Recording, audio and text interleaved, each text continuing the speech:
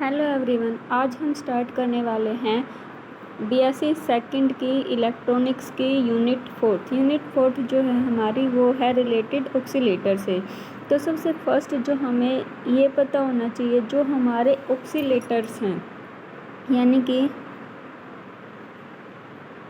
जो ऑक्सीलेटर्स हैं वो क्या होते हैं। जैसे कि हमने पिछली क्लास में ये चीज़ पढ़ रखी है कि ऑक्सीलेटर है वो क्या होता है, एक सर्किट।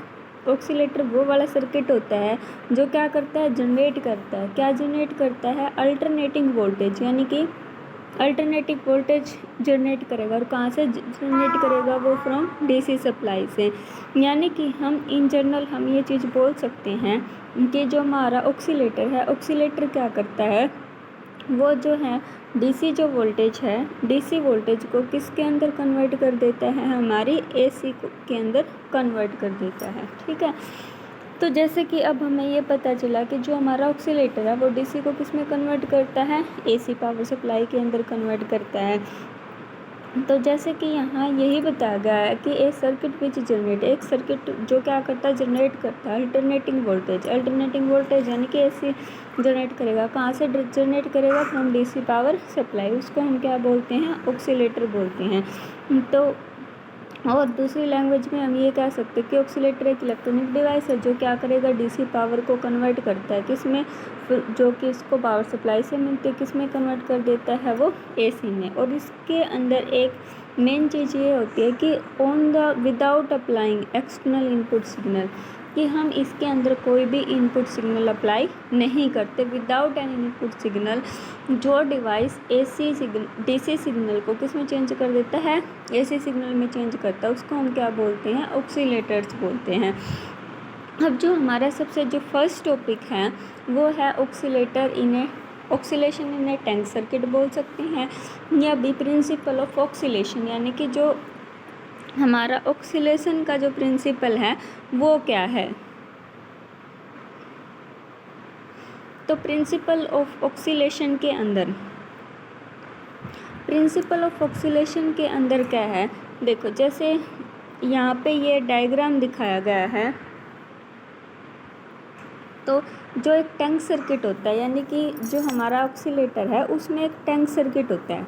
उस टैंक सर्किट के अंदर क्या होता है? एक कैपेसिटर होता है जिसको हम सी से लिखते हैं, और इसके साथ एक इंडक्टर क्या होता है? एल। वो दोनों किसके अंदर कनेक्ट होते हैं? पैरेलल में, जैसा कि हमारे फर्स्ट डायग्राम में दिखाया गया है। एक तो हमारा कैपेसिटर है सी और एक क्या है? इंडक्टर है एल, और दोनों को किस में जोड़ा जाता है? पैरेलल में जोड़ा जाता है। किसके साथ? एक की लगा रखी होती है। ठीक है, ये क्या यहाँ पे जो एक टैंक सर्किट है उसको हम एक सिंपल ऑक्सीलेटर बोल सकते हैं। कि जो ये टैंक सर्किट है, जिस टैंक सर्किट में एक कैपेसिटर होता है और एक क्या होता है? इंडक्टर होता है, और जो दोनों किस में जोड़ रखे होते हैं? पैरेलल में जोड़ रखे होते हैं, उसी को हम क्या बोलते हैं? एक सिंपल ऑक्सीलेटर बोलते हैं। इसकी एक खासियत ये है कि जो एम्पलीट्यूड है ना ऑक्सीलेशन का, ऑक्सीलेशन अभी हमने क्या बोला कि भाई जो ऑक्सीलेटर होता है वो क्या करेगा? डीसी को किस में जनरेट करता है? एसी में। जो डीसी होता है उसके तो जो वाइब्रेशन है, ऑक्सीलेशन है, वो सेम रहते हैं, और जो एसी है उसके जो वाइब्रेशंस हैं वो चेंज होते हैं, यानी कि साइनसोडियल फॉर्म में हो सकते हैं, स्केयर की फॉर्म में हो सकते हैं। ठीक है, तो यहाँ जो इसके अंदर जो टैंक सर्किट होता है उसमें जो ये एम्पलीट्यूड दे रखा है ना, ये वाला जो एम्पलीट्यूड होता है सिग्नल्स का, ये डिक्रीज करता रहता है टाइम के साथ। इस लेक्चर के लास्ट में हम आपको बताएंगे कि वो डिक्रीज क्यों करता है टाइम के साथ। ठीक है, तो यहाँ इसकी वर्किंग के अंदर सबसे पहले क्या है? Consider a capacitor consisting of a plate A and B. हमने ये क्या मान लिया? कैपेसिटर मान लिया कि एक कैपेसिटर सी है जिसकी एक प्लेट ए है और एक प्लेट क्या है? बी है। हम ये मान के चलते हैं कि कैपेसिटर की ए प्लेट के ऊपर पॉजिटिव चार्ज है और बी प्लेट के ऊपर क्या है? हमारे पास नेगेटिव चार्ज है। यहाँ पे ये जो है ना, ये जो कैपेसिटर चार्ज कर रखा वो बाहर कोई डीसी सोर्स है उससे चार्ज कर रखा है, यानी कि ये फुली चार्ज है। वो डीसी सोर्स हमने यहाँ पे शो नहीं कर रखा है। तो let A B capacitor of C positive charge, और कैपेसिटर सी की ए प्लेट पॉजिटिव चार्ज है एंड प्लेट बी के ऊपर equal amount of negative charge है। हाँ, फिर हमें ये पता है कि जो कोई भी कैपेसिटर होता है उसके अंदर जो एनर्जी स्टोर्ड होती है वो किसकी फॉर्म में होती है? एनर्जी जो स्टोर होगी कैपेसिटर के अंदर वो इलेक्ट्रिक फील्ड की फॉर्म में, इलेक्ट्रोस्टैटिक एनर्जी की फॉर्म में स्टोर होते हैं। तो यहाँ पे जो एनर्जी है वो इलेक्ट्रिक फील्ड की फॉर्म में स्टोर हो जाएगी। फिर हमने क्या कर दिया, के को, जो ये की के है इस की को क्लोज कर दिया। जब हम की के को क्लोज करेंगे तो क्या हो जाएगा, जो ये ए और बी है ये कनेक्ट हो जाएंगे, यानी कि जो करंट है वो फ्लो करना क्या करेगा, स्टार्ट करेगा। यानी कि की को क्लोज करते ही जो इलेक्ट्रॉन की मूवमेंट है वो स्टार्ट हो जाती है। तो इलेक्ट्रॉन कहाँ से कहाँ मूव करेंगे, इलेक्ट्रॉन कौन सी प्लेट के ऊपर है, बी, तो इलेक्ट्रॉन ऐसे इस डायरेक्शन में मूव करना स्टार्ट करेंगे, जो कि सेकेंड डायग्राम में दिखा रखा है। ये है हमारे इलेक्ट्रॉन की movement. On closing the key के the plate A and B are connected with each other. तो इलेक्ट्रॉन जो है बी प्लेट से किसकी तरफ मूव करना स्टार्ट कर देते हैं, ए की तरफ से। ठीक है, इलेक्ट्रॉन जो है वो बी प्लेट से किसकी तरफ मूव करना स्टार्ट कर देते हैं, ए की तरफ, और जो करंट है वो उसके अपोजिट डायरेक्शन में होगा। तो अब इस जो हमारा ये इंडक्टर है, इस इंडक्टर के अंदर क्या चीज़ पास कर रही है, करंट। तो अगर इस इंडक्टर के अंदर करंट पास कर रहा है तो उसके अंदर क्या सेटअप होगा, मैग्नेटिक फील्ड सेटअप होगी। ठीक है, जब दोनों जो ये प्लेट हैं, पोटेंशियल है दोनों की दोनों प्लेट का, यहाँ पे जो दोनों प्लेट हैं तो यहाँ पे चार्ज डिक्रीज होना स्टार्ट हो जाएगा ना, तो दोनों प्लेट का जो पोटेंशियल इक्वल हो जाएगा, तो यहाँ इलेक्ट्रिक फील्ड क्या हो जाएगी, जीरो। यानी कि जो हमारा कैपेसिटर है वो फुली क्या हो जाएगा, डिस्चार्ज हो जाएगा। ठीक है, तो इसके अंदर क्या होगा, जैसे कि हमने लेंजला की प्रॉपर्टी पढ़ रखी है।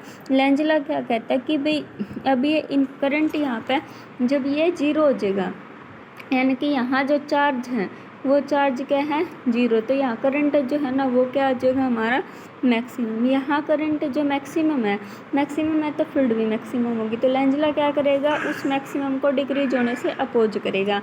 तो due to induce EMF produce in the coil, जो मोमेंट है इलेक्ट्रॉन की वो सेम ही डायरेक्शन में रहेगी, ताकि वो जो करंट है वो कम ना हो जाए।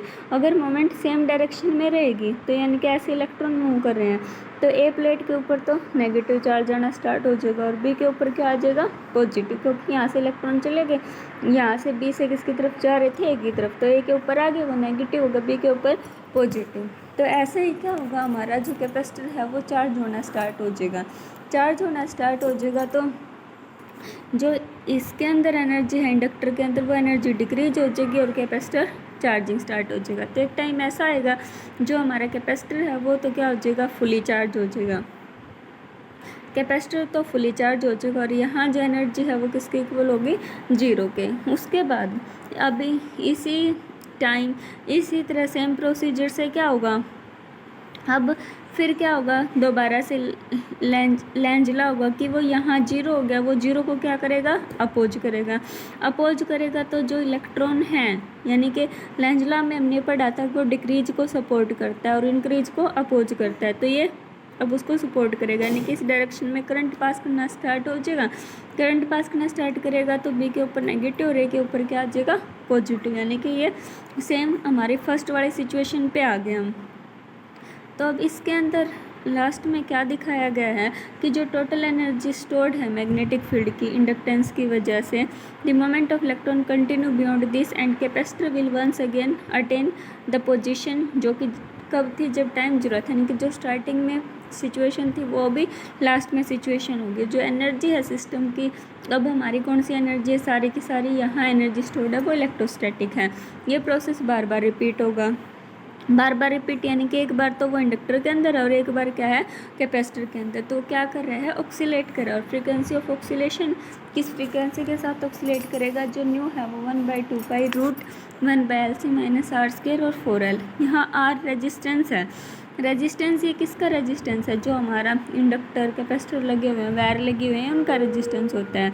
और इस रेजिस्टेंस की वजह से, जो रेजिस्टेंस है ना R, इसकी वजह से heat produce H equal to, हमने ये फॉर्मूला पढ़ा था, इसके R और T, ये हीट प्रोड्यूस होगी सर्किट के अंदर। और हीट प्रोड्यूस होने की वजह से जो ऑक्सीलेशन होंगे वो कैसे होंगे, हमारे डिक्रीज करते जाएंगे, यानी कि डैम्प्ड होंगे। तो डैम्प्ड ऑक्सीलेशन को अनडैम्प्ड बनाने के लिए हमें क्या करना पड़ेगा, बाहर से एक्सटर्नल सप्लाई करनी पड़ेगी, ताकि हमारा R क्या हो जाए, जीरो। R के जीरो होते ही यहाँ पर देखो न्यू की वैल्यू क्या आ जाती है, 1/2π, यहाँ जीरो रखेंगे तो 1/2π√L और C। नेक्स्ट डायग्राम में दिखाया गया है कि देखो ये तो है हमारे, ये वाले जो है हमारे अनडैम्प्ड ऑक्सीलेशन, इनकी जो डिक्रीज करती है जिनके एम्पलीट्यूड, और ये है हमारे डैम्प्ड ऑक्सीलेशन।